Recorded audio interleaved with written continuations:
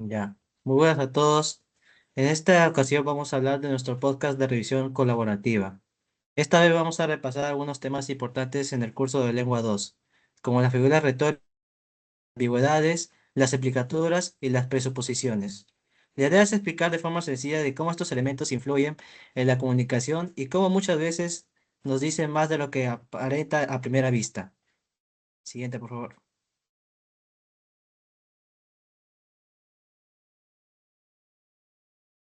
Bueno, en esta ocasión vamos a hablar sobre las figuras retóricas, que son los recursos del lenguaje que nos permiten modificar o alterar el sentido literal de las palabras para poder producir efectos expresivos, persuasivos o imaginativos en el tema de nuestro discurso. Entre ellos existen diversos tipos de figura retórica, que cada una pertenece a distintas categorías según su función que cumplen cada una de ellas. Siguiente. Bueno, en estos casos vamos a hablar de 7 principales figuras retóricas. El primero es la metáfora, que es aquel que se utiliza para referirse a algo sin hablarlo explícitamente, en lo cual recurre a un sentido figurado del lenguaje. Un ejemplo es, eres mi luna en el mar de la noche. ¿A qué se refiere con esto? De que la persona le está significando que es bella. El otro, el cielo está cubierto de algodones blancos. ¿A qué se refiere con eso? Que el cielo está reflejado con las nubes blancas. Otro caso es el símil, que es una semejanza entre dos elementos de una manera explícita, utilizando en la oración el como y tal y parece. Un ejemplo, sus ojos brillaban como las estrellas. ¿A qué decirlo esto? De que sus ojos relucían más de lo que puede esperar de él mismo. Por último, del ejemplo, que corre tan rápido que parece un rayo. ¿A qué se refiere con esto?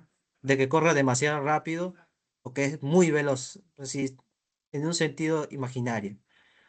Otro caso, otra principal figura retórica es la metonimia, que es aquel que se usa una palabra relacionada que se usa normalmente a la que se puede usar.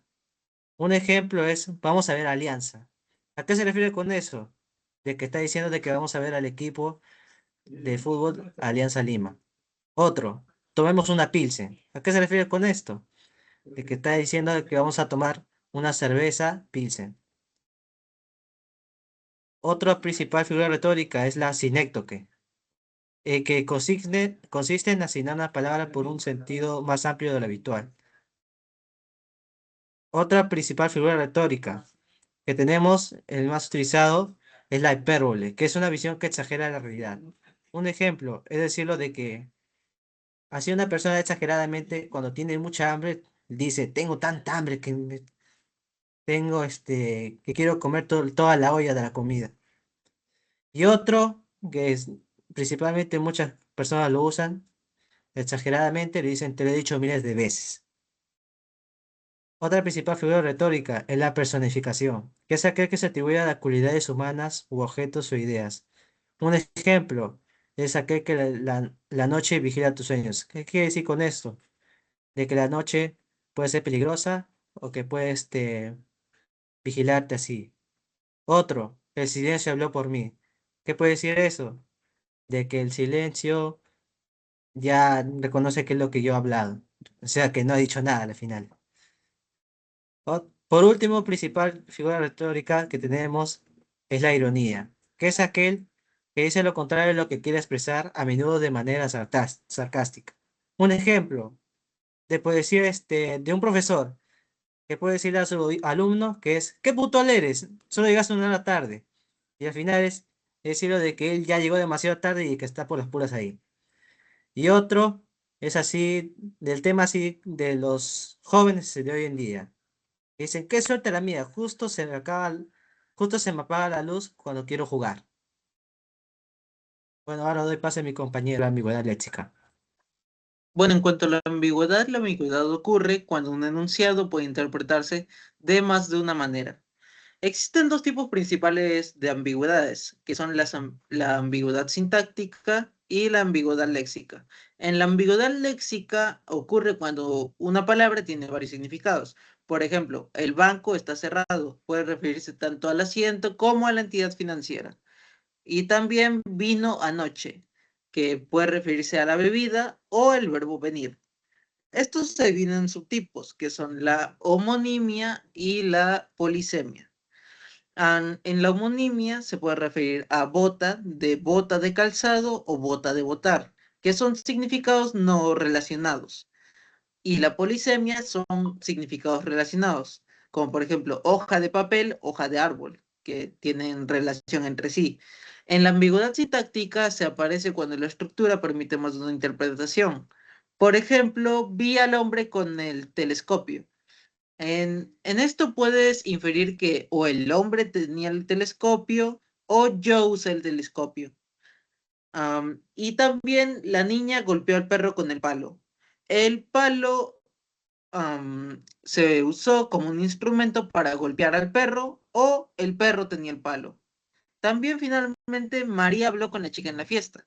O María estaba en la fiesta o la chica estaba en la fiesta. Para estas ambigüedades solemos utilizar unas estrategias para resolverlas. Una estrategia muy utilizada es usar el contexto, las palabras alrededor, el tema del texto, etc. También se analiza la estructura sintáctica, que se realiza la agrupación de sintagmas y el árbol sintáctico. También solemos reformular, o sea, decir la oración de otra forma para aclararla. Y también el conocimiento del mundo, o sea, es una interpretación basada en la plausibilidad, que básicamente es qué es lo que suena más factible para resolver esa ambigüedad. También solemos usar el uso de puntuación y reordenamiento. Las comas, las pausas o reordenar los elementos nos sirven para resolver estas ambigüedades. Algunos ejemplos aplicados podrían ser: el espía vio a la mujer con los binoculares. Para esto voy a utilizar el conocimiento general. Sabemos que los binoculares son artículos que se usan para observar a largas distancias y son utilizados por espías en general. O en este contexto, la mujer puede tener los binoculares o el espía puede tener los binoculares. El más probable es que el espía los haya usado para observarla. En el segundo, el testigo vio al ladrón con el cuchillo. Podemos interpretar que el ladrón tiene el cuchillo o que el testigo tiene el cuchillo al momento de ser observado. Pero lo más probable es que el ladrón lo tenga, ya que por contexto, en la mayoría de situaciones, los ladrones usan cuchillos, que es algo típico en los relatos policiales. Le paso con mi compañera para explicar el siguiente tema. Bueno, y finalizando con el último módulo que hicimos en clase, voy a explicar sobre qué es la presuposición. La presuposición es la información que el hablante da por sentada sin decirla directamente. Es como una idea escondida dentro del mensaje que sigue presente, aunque tú lo niegues, lo preguntes o cambies el tiempo verbal. En sí, esta pertenece a la pragmática, que es una rama lingüística que estudia el significado del contexto y de la comunicación. Aquí tenemos un ejemplo breve. Por ejemplo, Marcos dejó de tocar guitarra. Entonces, ¿qué yo puedo presuponer de esto? Que antes Marco tocaba la guitarra.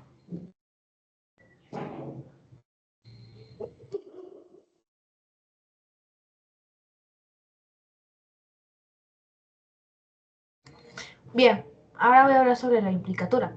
En sí, ¿qué es la implicatura? La implicatura es un significado indirecto que el oyente entiende gracias al contexto y a la intención del hablante.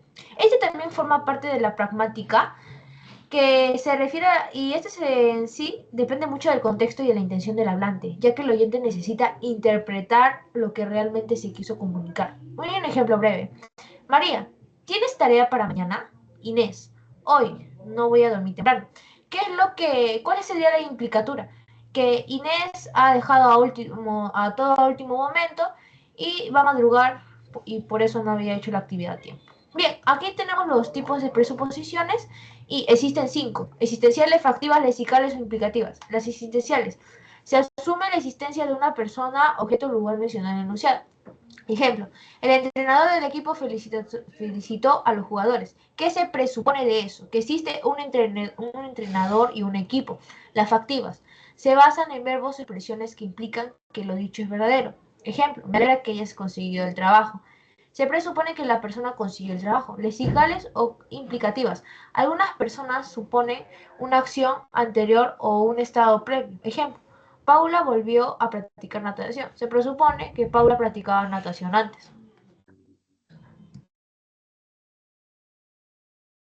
Bien, los tipos de... Bueno, y finalmente, terminando con estos dos, tenemos las estructurales o categóricas y proposición.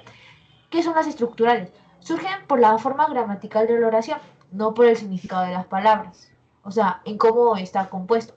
Ejemplo, fue Diego quien olvidó el informe. Se presupone que alguien olvidó el informe.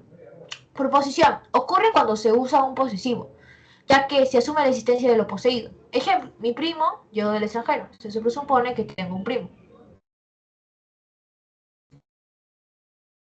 Bien, y ahora comenzamos con lo que vendría a ser los tipos de implicatura.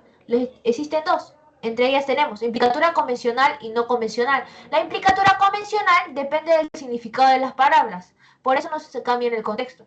Por ejemplo, por fin llegó el profesor. ¿Qué se implica? Que el profesor llegó tarde. La implicatura no convencional o conversacionales depende del contexto y la intención del hablante, siguiendo rompiendo las reglas conversacionales, evidentemente. Por ejemplo, hace frío aquí. Puede implicar que alguien quiere que cierren la ventana.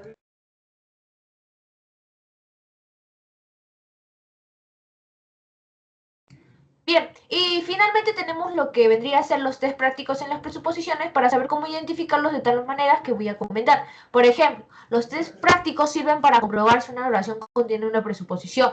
En la negación sucede de esta forma. Por ejemplo, María dejó de tomar café y María no dejó de tomar café. Presuponen que ella tomaba café antes. En la interrogación, María dejó de tomar café. La información sigue presente. En la forma condicional, si María deja de tomar café, dormirá mejor. También se mantiene la idea de que ella actualmente lo toma. En el cambio de tiempo verbal, sucede lo contrario. María dejará de tomar café. La presuposición continúa igual porque el tiempo verbal todavía permanece. Y bueno, ya finalizando con nuestro trabajo, le cedo la palabra a mi compañero Justin. Bueno, en conclusión, las figuras retóricas, ambigüedades, presuposiciones e implicaturas son recursos esenciales del lenguaje que demuestran cómo una misma expresión se puede transmitir múltiples significados, tanto explícitos como implícitos.